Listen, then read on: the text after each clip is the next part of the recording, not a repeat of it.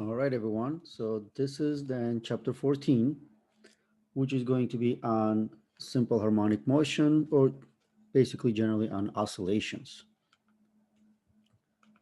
All right. So you can see that the goal of this chapter is to understand system that oscillate with simple harmonic motion. So in this chapter, we are introducing new type of motion, as you can see, right? Simple harmonic motion, and this is sort of like an application of the general category that we call oscillations. So that means there's an oscillatory motion, an object or system that undergoes an oscillatory motion can also undergo a simple harmonic motion. So simple harmonic motion is one of the categories within this broader category of oscillations. All right, so let's look at oscillatory motion first. So we have a lot of examples around us, even sort of like, let's say, in nature, where the system can oscillate over time. So for example, you can see the bird or butterfly, right, of their wings back and forth, back and forth. So that's an example of oscillatory motion. Then you can have, let's say, you drop a ball, goes, hits the ground, comes up, goes, hits the ground, comes up, back and forth, back and forth. That's an oscillatory motion. Earth spinning on its axis, it's also oscillatory motion because it's, spins 24 hours and then basically does it again and again and again. Earth going around the sun, that's also an oscillatory motion, or sometimes known as a periodic motion, because after 1 year it repeats the cycle. Or the moon going around Earth, right? 30 days and repeats, 30 days and repeats. So those are the examples of periodic or oscillatory motion. And that means anything that basically repetitive, right, over some kind of period of time. And the time for one oscillation is known as the period. And we have seen the period already before this. So this period T,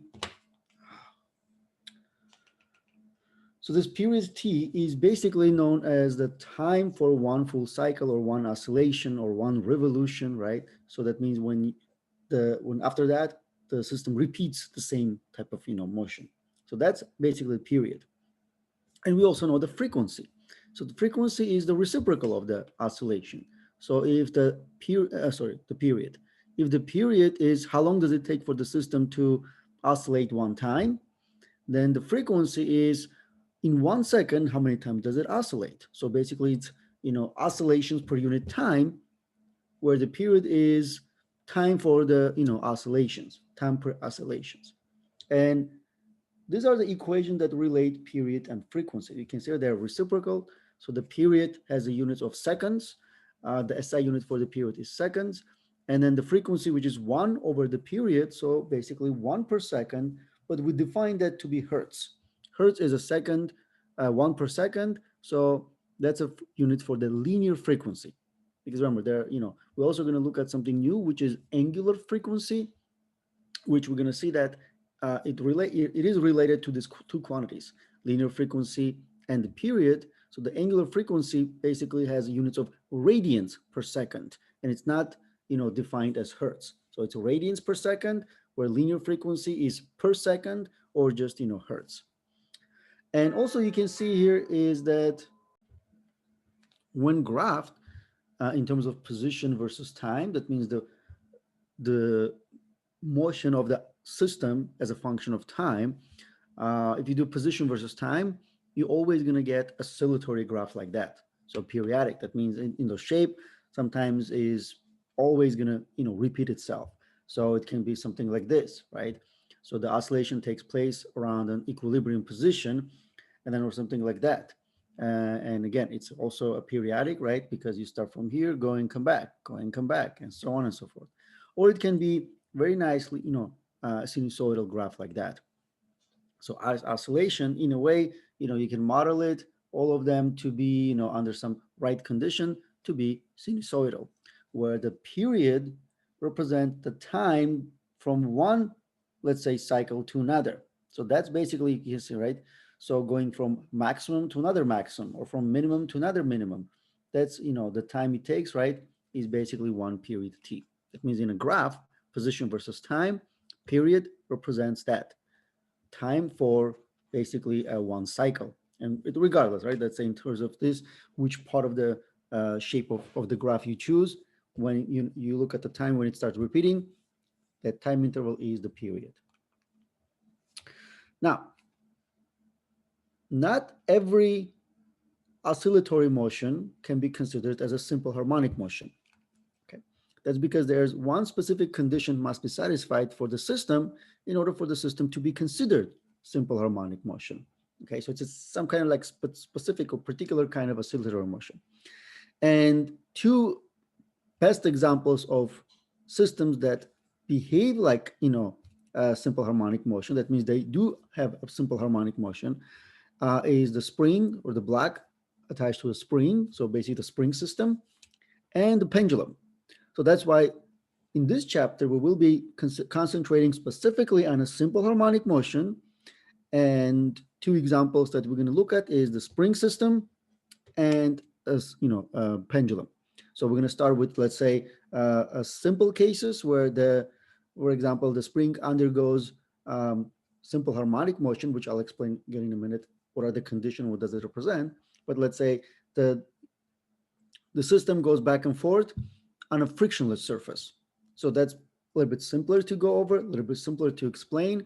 And at the end of the chapter, we're going to see an example where the system can be moving, on a rough surface. And in that case, like let's say a more complex, scenarios come into play where then the system basically can slow down and stop. So, but in this particular, let's say case, when we start going over the spring system, we can assume it's a, frictionless surface. So the object undergoes oscillatory motion between two, let's say, maximum compression and expansion distances. So we'll talk about that. Also, we're going to start with the pendulum.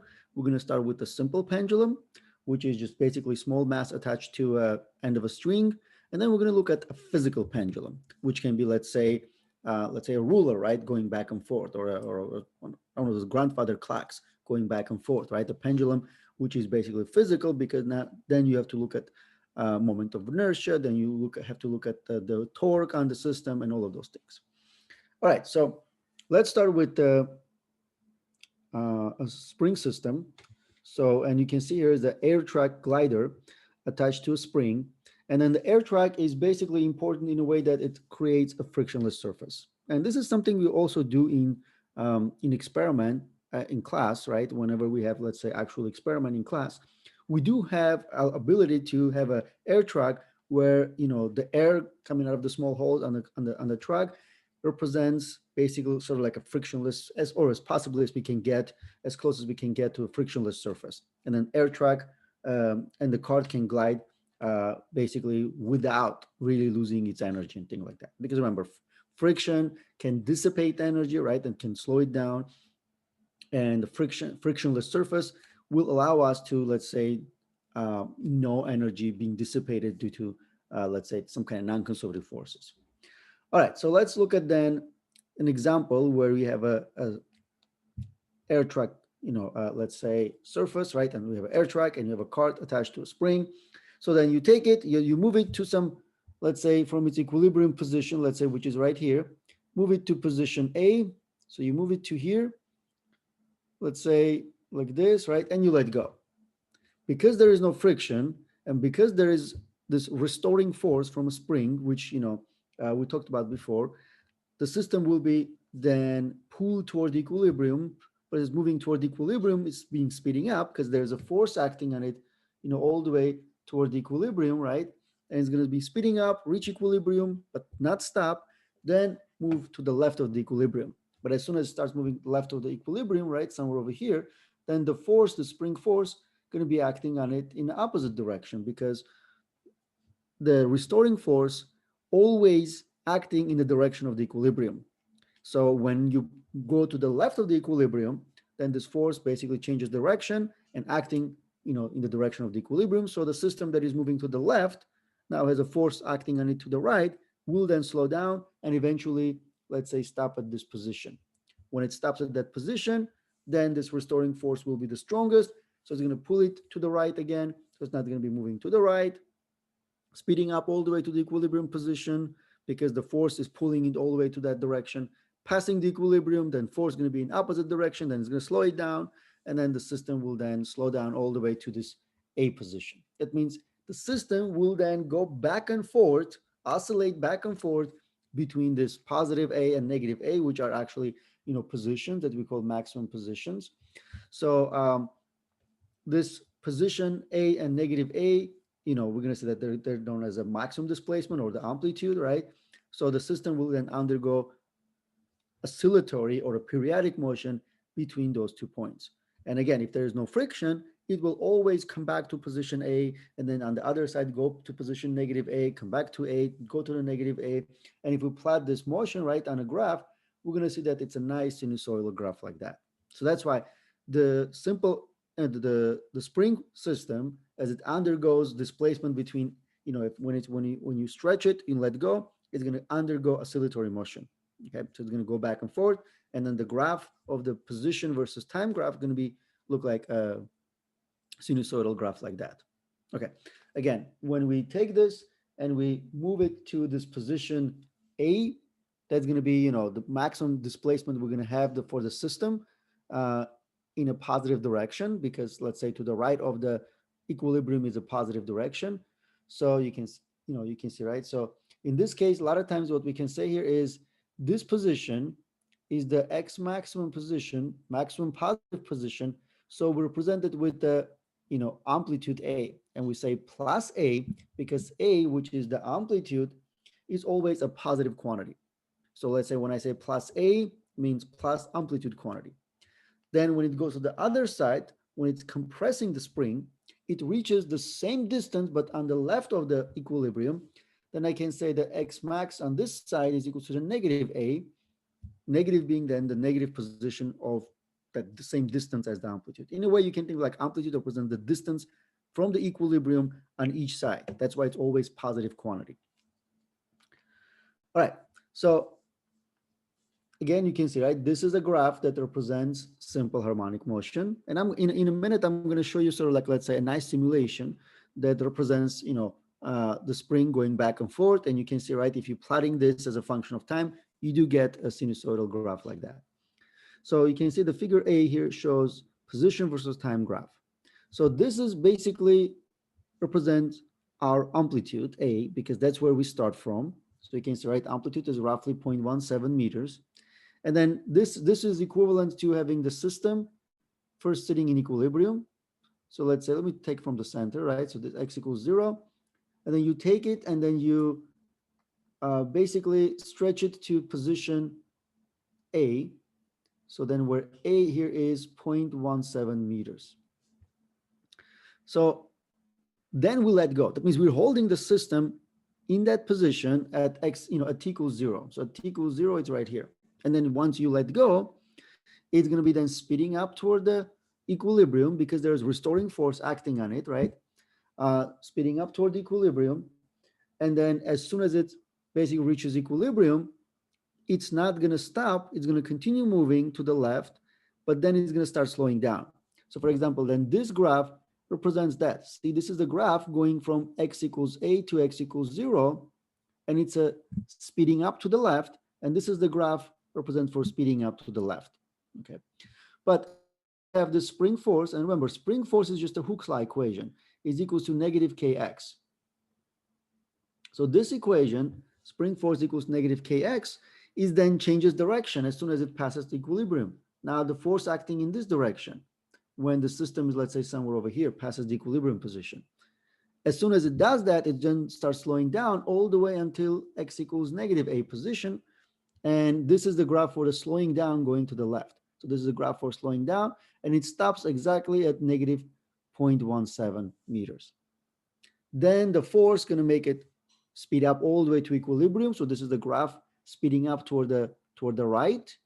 As soon as the system passes equilibrium again on its way to the positive A, then it's going to slow down until it stops at A. And then again, after that, it repeats. So speed up all the way from A to 0, then from 0 to negative A, it slows down, then speeds up from negative A to 0, then slows down from 0 to to positive A, and it repeats the cycle. That means it goes back and forth between those positions, where if you do the slope, remember the position versus time graph, the slope of the graph is the velocity. If you do the slope for positive a and negative a, you can see that slope is 0, means that this means that speed is 0 at, here you can see, right, velocity or the speed is 0 at x equals plus minus a. And then you can see, right, if I'm looking at the speed at x equals 0, or the slope, I get the steepest one at x equals 0. That means the speed is the maximum at x equals 0. That means when you take the spring and you stretch it to position A and you let go, it starts from rest. So that's why there is no velocity over there. And then it starts speeding up all the way to x equals 0. So that means that x equals 0, it's moving the fastest. And then after that, it starts slowing down because force changes direction. So it starts slowing down. And as soon as it starts slowing down, basically it reaches x equals minus a and it stops. That means at x equals minus a, again, it has no velocity. All right, so taking this velocity position versus time graph, we learned that, right? If I do the slopes and things like that, then I can use that to get the velocity versus time graph, which is the second graph over here. And then you can see, right, velocity graph here, it starts, if you go from position A to 0, you are speeding up, but in a negative direction. So the graph here is you're speeding up, but in a negative direction, where when you get equilibrium position, which is right here, right? Let's say represented here, in terms of you get the highest speed. Then as you go, from from 0 to x equals a, which is right here at this time, then you stop again, your velocity is 0. Then you speed up again to x equals, negative a. And in this case, you basically, you're going in a positive direction, right? So basically, this is from a to 0 to negative a to 0 to positive a and things like that. And again, 0, negative a, 0, positive a, and all of those things. So this is then velocity versus time graph, where you can see, right? So here you have a maximum velocity, maximum velocity, maximum velocity, and they correspond to basically position to be 0, right? So they correspond to position, as you can see, right? Position 0, x equals 0, you have then the maximum speed.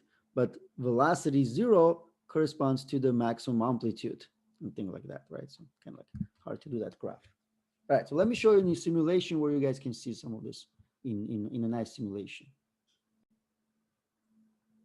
All right, so here, we have a lot of stuff over here, but let's start from this. So basically, we have a spring system. You can see right at the bottom, and the spring, system is then pulled toward the maximum displacement to the right, so it's equals to A. And remember, one of the things we have here is the force acting, after we let go of the system. So let's say if you take it, you pull it to the right and you let go. After that, the force acting on the system is the spring force, which is acting toward the equilibrium. So let's say when you're at the position x equals a, it is acting toward the equilibrium, which is to the left. And this equation is, F spring is equals to negative k times x. So this is this equation, which is known as a Hooke's law. Remember, so this is the Hooke's law equation,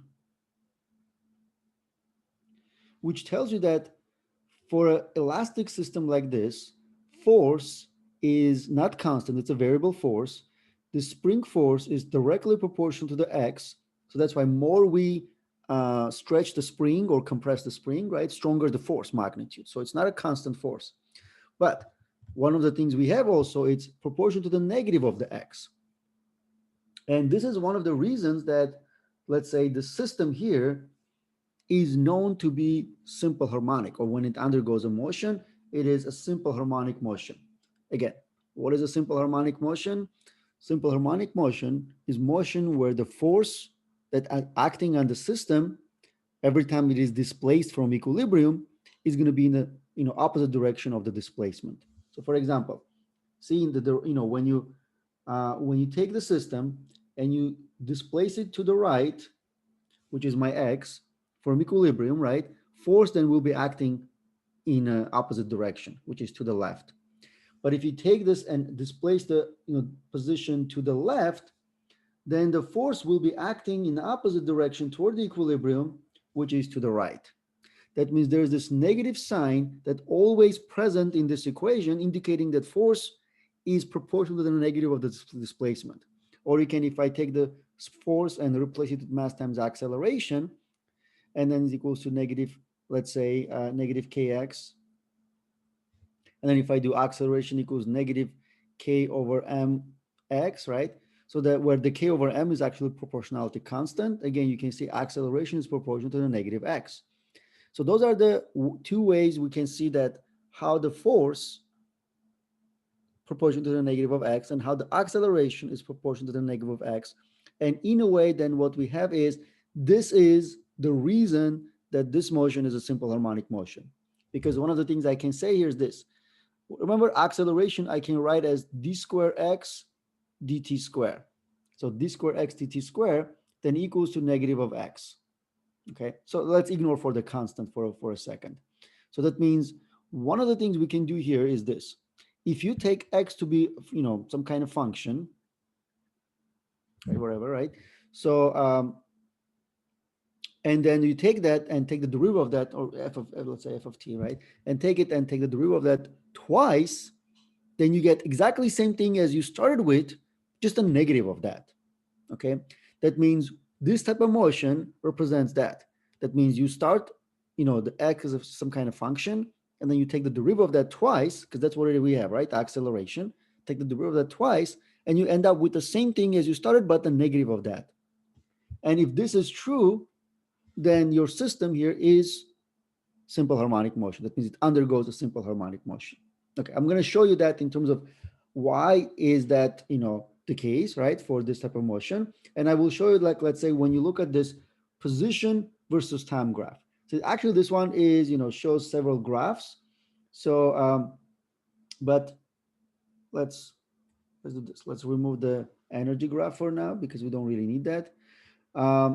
And what I'm going to do here is this. So I'm going to start the simulation. So then the spring that is now is being stretched to position x equals plus a. And in this case, we're going to take this x equals plus a to be 5 meters, right? And let's say the black here is 5 kilogram, and then the spring constant is 100 newtons per meters. The idea here is to see that when we are at position x equals a, then this is the maximum displacement, which in a way means that this force right now is the maximum force, right? Because, since the force depends on the position and this is the maximum position, well, this is then maximum negative force. And if since this force is equals to mass times acceleration, so whatever we have about the force, same thing with acceleration. That means acceleration also has, direction as to the left, right? It's also negative because force is negative, and it's also the maximum, let's say, but it's negative just like the force. Okay, that means acceleration is maximum and negative, force is maximum and negative, and velocity is 0. Those are at x equals plus a position, right? So when x equals plus a, system has no velocity, doesn't have any velocity because it's going to start from rest. Acceleration is maximum and negative, force is maximum and negative, and then once we let go, it's going to undergo simple harmonic motion, which is oscillatory motion, right? And it's going to be called also simple harmonic motion because we're going to get a sinusoidal graph. And what we're going to see here is that if we take the x to be some kind of function, as a, f as a function of t, right? And if we take the derivative of that twice, we're going to get the same thing, but negative of that. All right, so let's go ahead and run this. And then you can also see the position versus time graph. Actually, there are like several graphs. There's also going to be velocity versus time and acceleration versus time, and even kinetic and potential energies, which we'll also talk about. So this I kind of like gives you all of those graphs. But let's see. Let me kind of clean this a little bit. So let me kind of clean those few things. All right. So now, what we have here is this. Let's assume that we take this, black, stretch it to x equals a, and then we're going to run. All right. And let's do kind of like a slow like this. All right. So let me reset this. Okay. I can't seem to reset. Oh, there you go. Okay. There you go. So let's look at the, slowly like this. So it goes between x equals plus a and minus a. All right, so let's do this. Let me make the black a little bit smaller so it's not like on our way. Okay, so think like this. So we're going to start over again. At x equals plus a, my velocity is 0. My acceleration is maximum, but negative. My force is maximum, but negative. And what we're going to do here is then we're going to look at in terms of, let's make it a little bit simpler. So what we're going to have here is this. As soon as I run, you're going to see how position versus time graph represents the motion. Remember, going from x equals a to x equals 0, it's going to speed up, going to the left. Then from x equals 0 to x equals negative a, it's going to then slow down, going to the left. Then it's going to stop, and then speed up to the right, and then slow down to the right. So that's going to be based in terms of position and velocity and acceleration graphs. So you can look at the velocity, in terms of what's happening with the system, oscillates between x equals plus a and minus a. And then you can see that, right? So for my, a position versus time graph, as soon as it reaches a, it starts from the top, right? And then it goes down and goes up and goes down. So basically it's a nice sinusoidal graph. It's basically a cosine function, positive cosine function. At the same time, velocity then is a, you can see, right, is a negative sine function. Acceleration is a negative cosine function. Even potential and kinetic energies change as a function of time. But this is what we have. That means if I want to look at how this graph can be modeled as a, for the x as a function of t, then I'm going to have to say that this is nothing but a sinusoidal function. It has to be a sinusoidal function. Now the question is that sinusoidal function, will then this function satisfy this particular statement? That if I take the, let's say my function, take the derivative of that twice, I'm going to get the negative of that.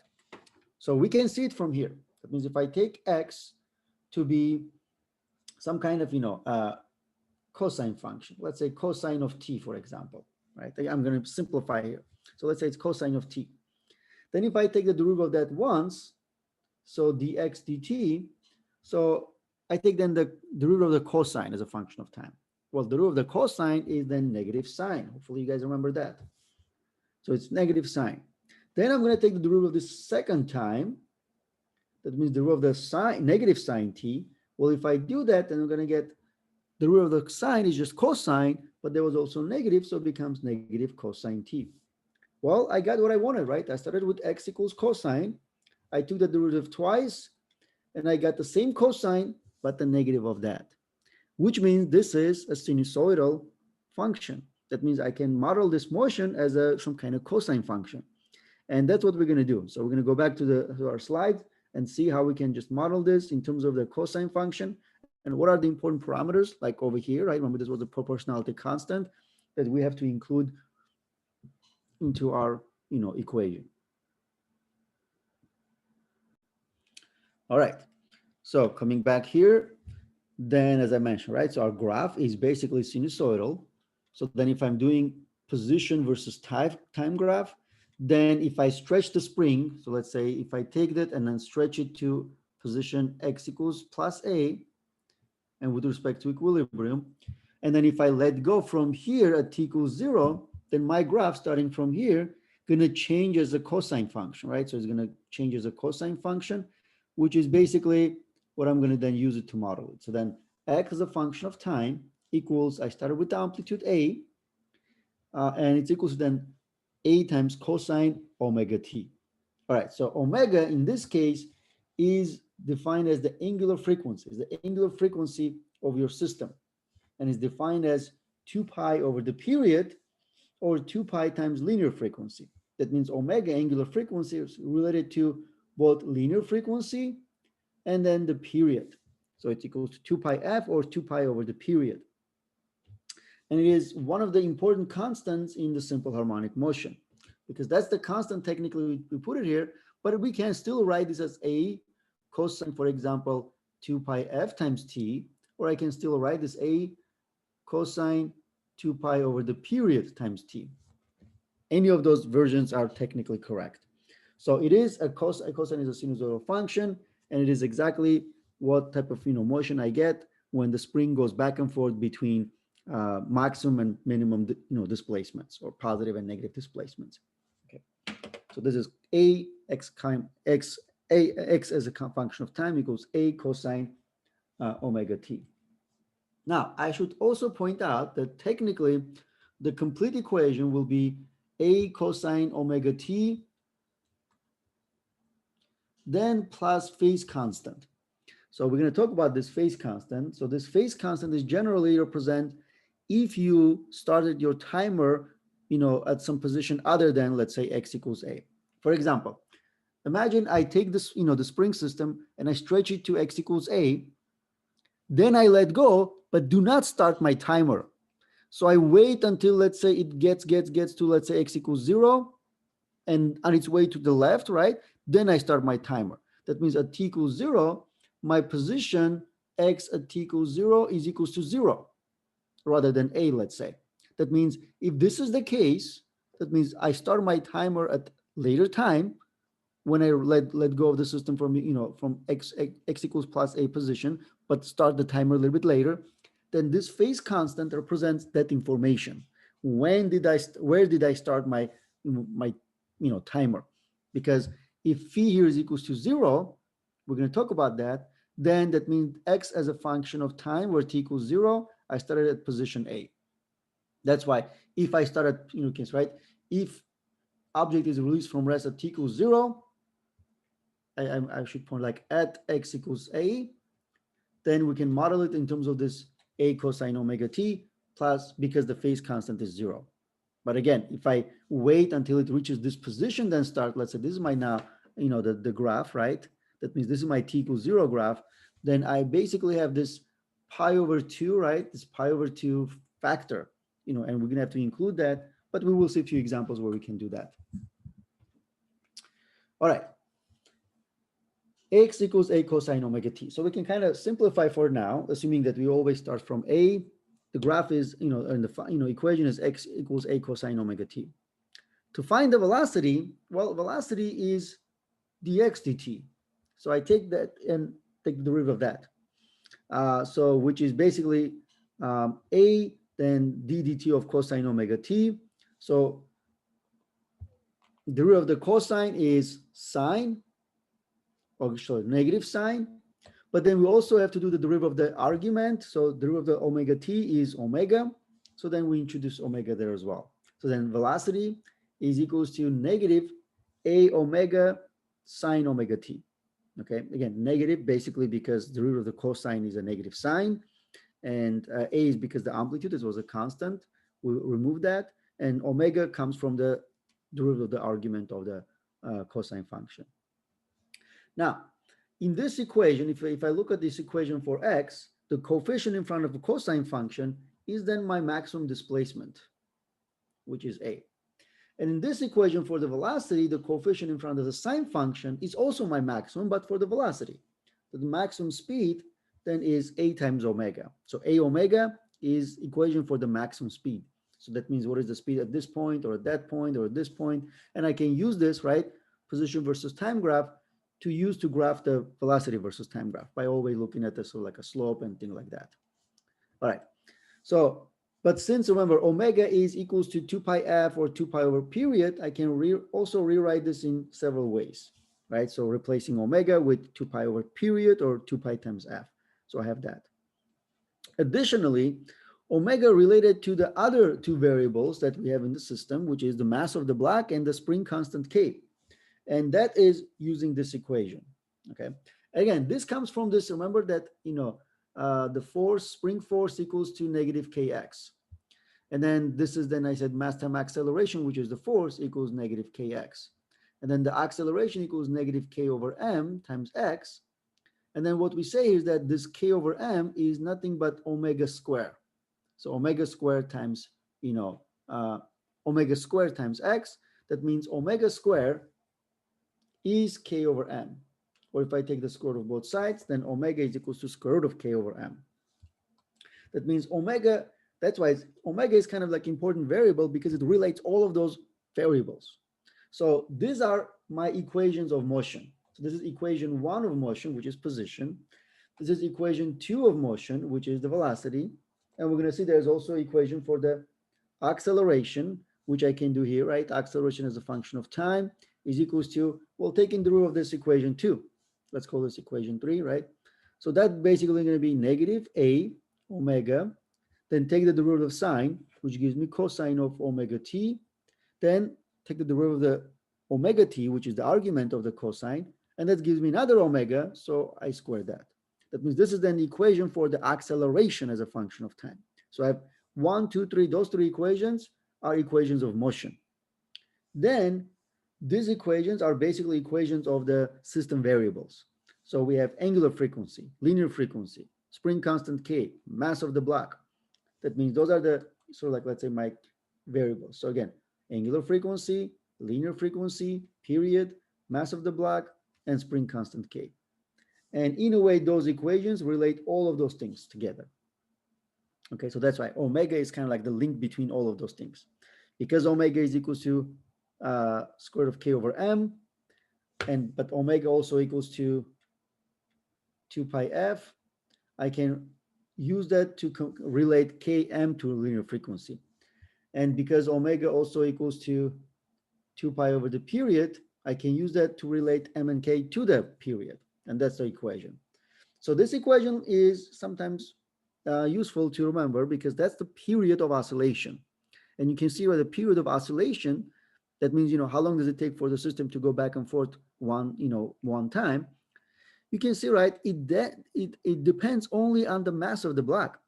That means if I take the system and pull it 5 centimeters or 10 centimeters or 15 centimeters, period is unaffected by that. That means you're going to get exactly the same period back and forth. Even if you, like, let's say, stretch it double the distance, something like that. The only thing will affect this, the period is if I change the mass of the block. And obviously, let's say the spring constant K. That means I'm using different spring constant. Then the period and frequency will be different. All right, so let's look at a simple example over here. It says determine the period and frequency of a car whose mass is 1400 kilogram and whose shock absorbers have a spring constant of 6.5 times 10 to the 4 newtons per meter after hitting a bump. Assume the shock absorbers are poor, so the car really oscillates up and down. All right, so we are given the mass, which is 1400 kilogram. We're given the spring constant K, which is 6.5 times 10 to the 4 newtons per meters. And I want to find period and frequency.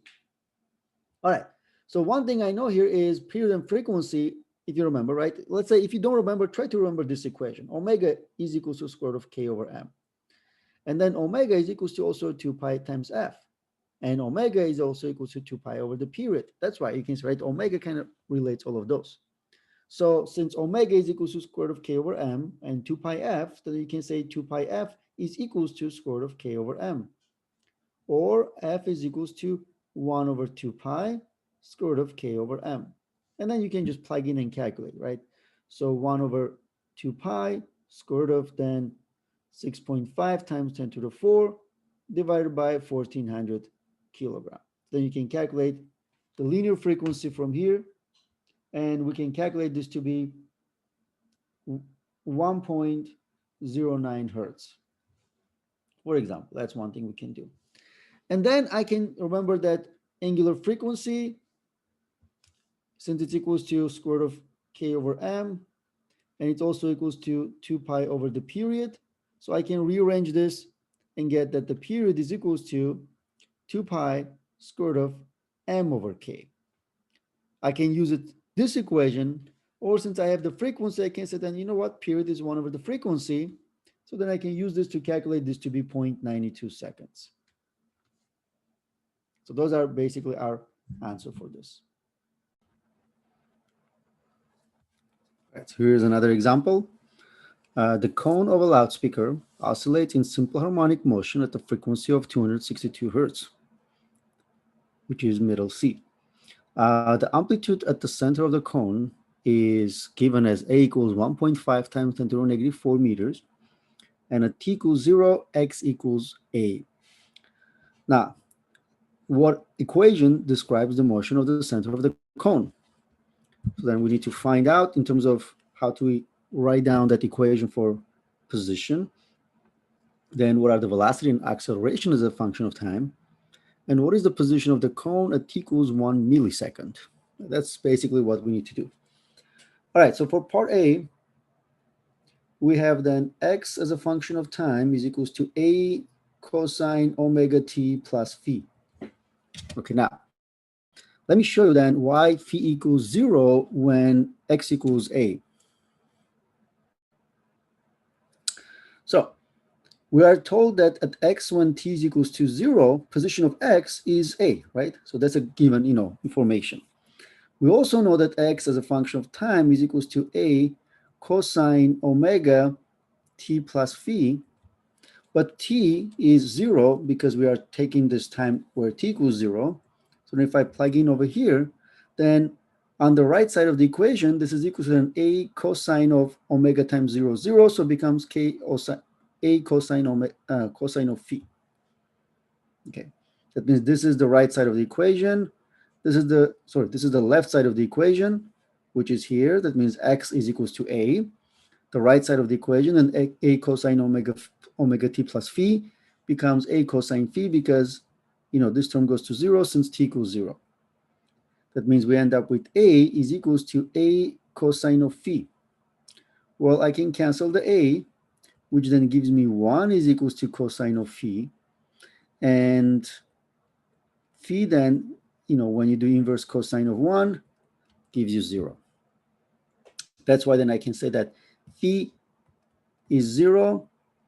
So then I should not be including that in my equation, or I can just say right away that phi is equals to 0.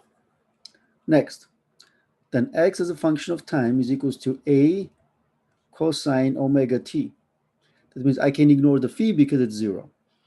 My question is, what is a? Well, a is given as 1.5, or let me write down here. This is as 1.5 times 10 to the negative 4 meters. That's for a.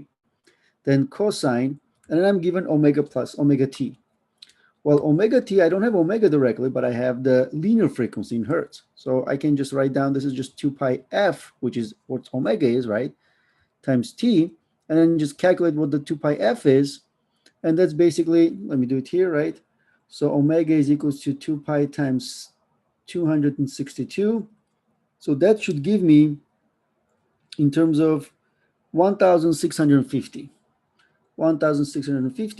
radians per second. Okay. Then I can come back and say it's 1.5 times 10 to the negative 4, then cosine 1650t. So that's my a as a function of time. Part B, then just taking the derivative of that, right? So then Vx is equals to then dx dt. And remember, it was equal to then negative 8 omega, then sine omega t plus phi.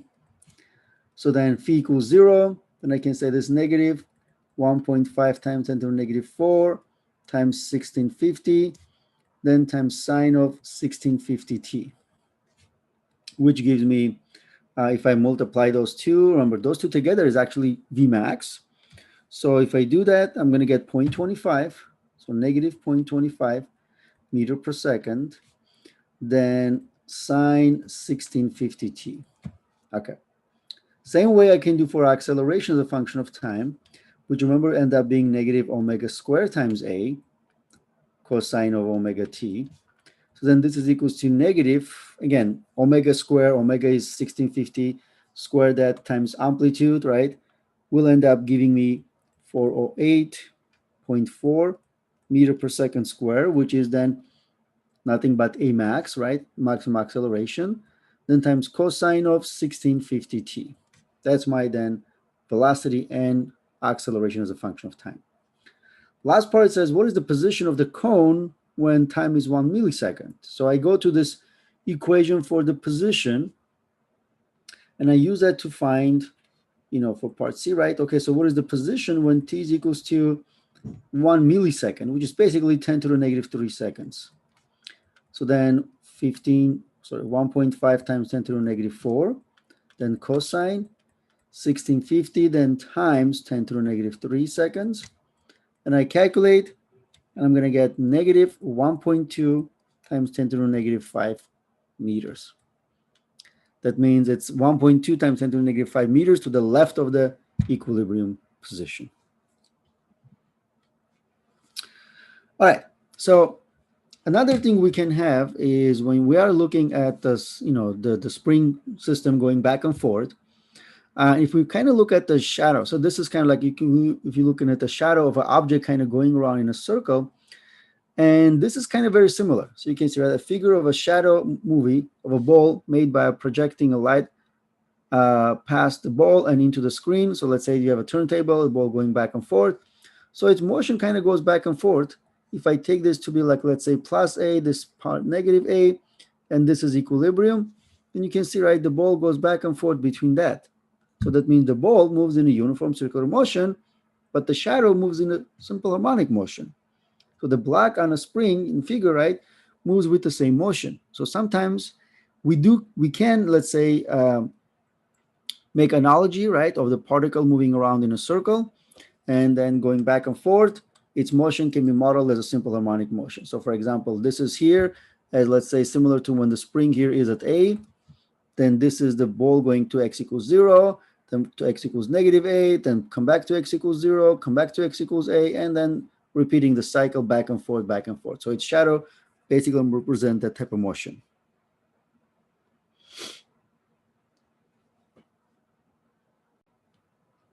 Again, here's a nice simulation which shows the particle going around in a circle.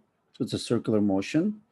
But you can see that this is, if I'm looking at the shadow of that, it's pretty much behaves like a simple harmonic motion. If you look at it from the side view, right? Basically it goes back and forth between, plus A and minus A. So speeding up, then starts slowing down, then stops, then speeding up, moving fastest at the center, slowing down, stops, and back and forth like that. So this is basically, pretty much, in terms of this object going back and forth like that, you can see, you can model it as a simple harmonic motion. And it becomes sometimes useful specifically if you want to find that phase constant, because it can help you to figure out when and where you can have the phase constant that is non-zero, and how to find that sometimes is useful using this circular motion, let's say, analogy.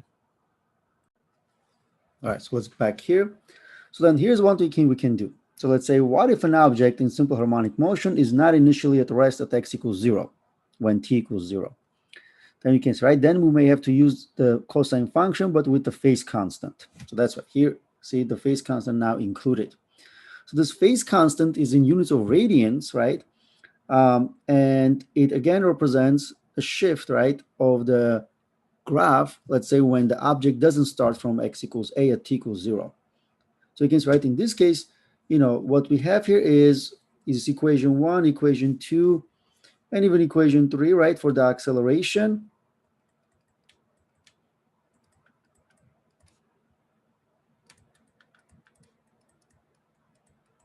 Then includes this phase constant, phi naught. So then in a way you can think like this, right? So this phi naught here is sort of like an angle. See, if the particle starts from here, so then, this line is right here, and then obviously that's a phi equals 0.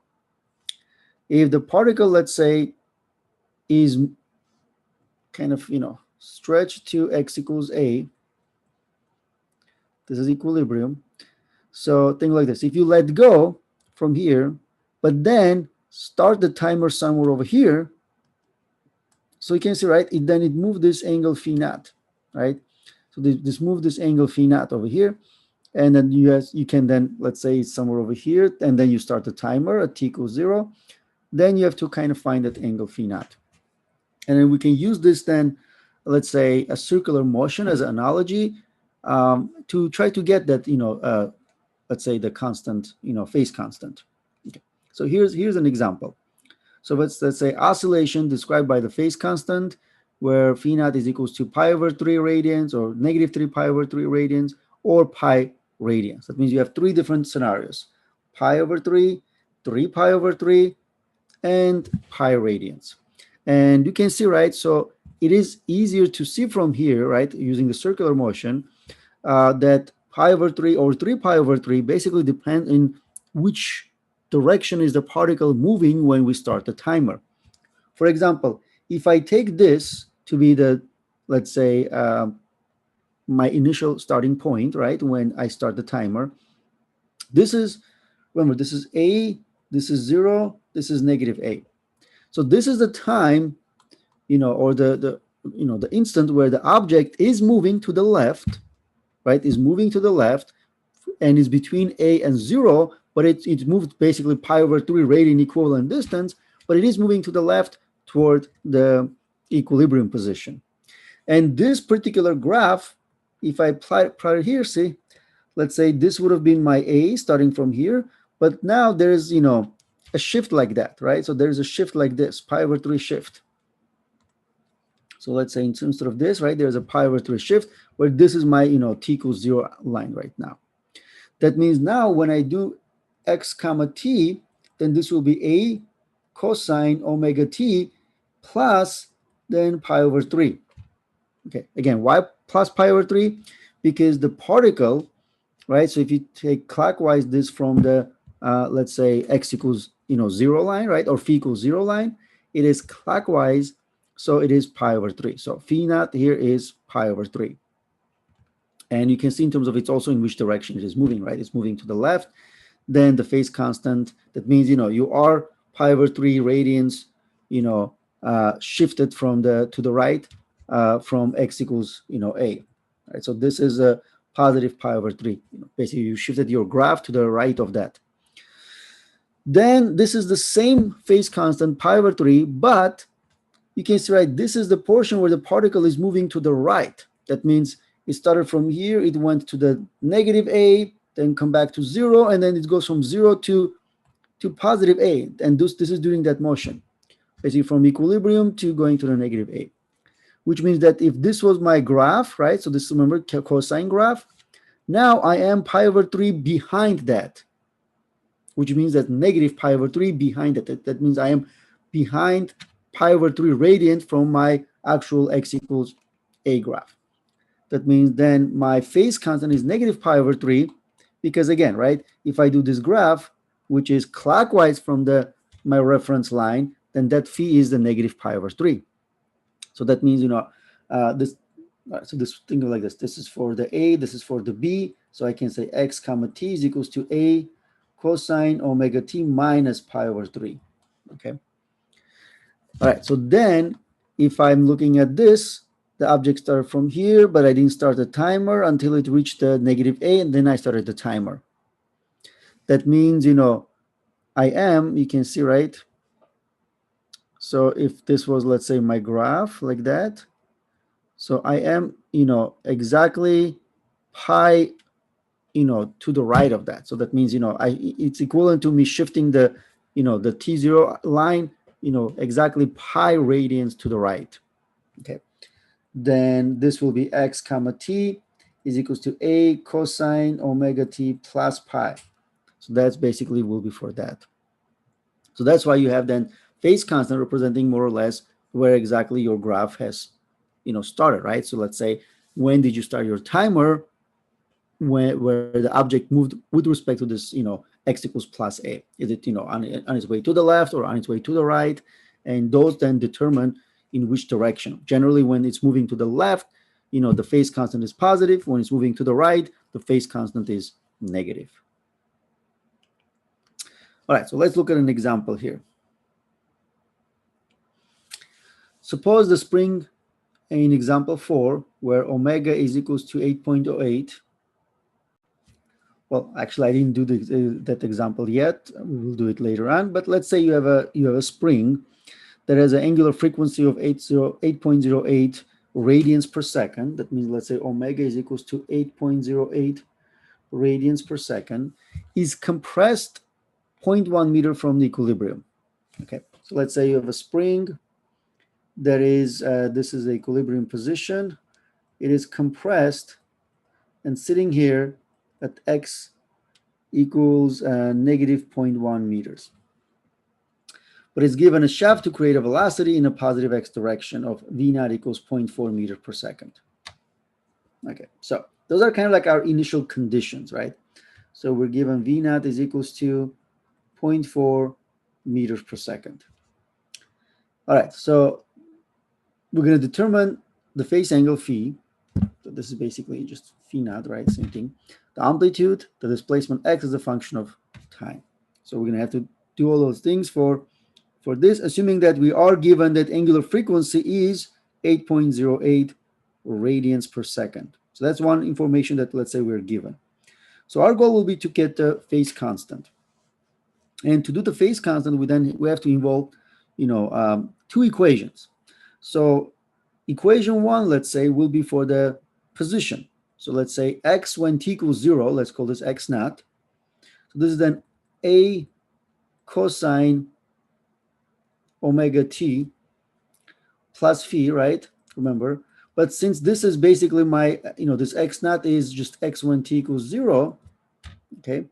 So this term goes to 0, right? Because if I plug in 0 for t, that it goes to 0. So technically this equation 1, x naught equals an a cosine of phi, or phi naught, same thing. Then equation 2, which is for the velocity, where velocity is equals to negative omega a sine of phi naught, which is again same idea that omega t here inside the argument of the sine is 0. So you have then equation 1 and 2. Okay. Now, one of the things that we can do here, if I rewrite this equation 1 over here, which is a cosine phi naught. All right, so equation 2, equation 1, and what I do here is I divide 2 over 1. That means, I'm dividing this like that. So on the left side, I have then V naught over X naught. And on the right side, A's cancel out. Then I have negative omega, and then sine of phi over cosine phi, which gives me tangent of phi naught. That means what I end up with this tangent of phi naught is equals to negative V naught over omega X naught. And you can see, right, from here, I can already calculate what my tangent of phi here is. Let's do it over here because we have more room over here. Okay. So tangent of phi naught is equals to negative 0.4 meter per second over 8.08 radians per second, then times negative 0.1 meters. Right. So calculate that, I'm going to get 0.495.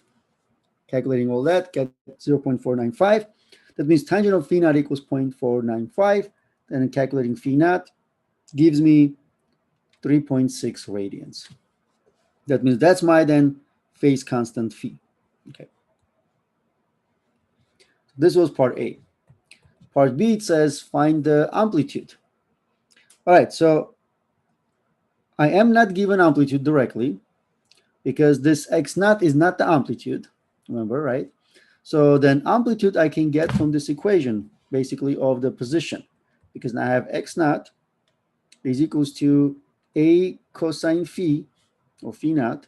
Now that I calculated cosine phi naught, remember, in this portion here, I eliminated amplitude even though I didn't have it, right? I eliminated it, so that's why I didn't really need to know that. But now here I can use either velocity equation or the position equation to find the amplitude, and it's easier to use the position equation. That means, amplitude is equals to x naught over cosine of phi naught, which means that amplitude is equals to negative 0.1 meters over then cosine of 3.6 radians. And remember one thing, that when you're doing this type of calculation, make sure your calculator is set to radians. If we calculate, we can get 0.112 meters. That's my amplitude. All right, so basically 11.2 centimeters.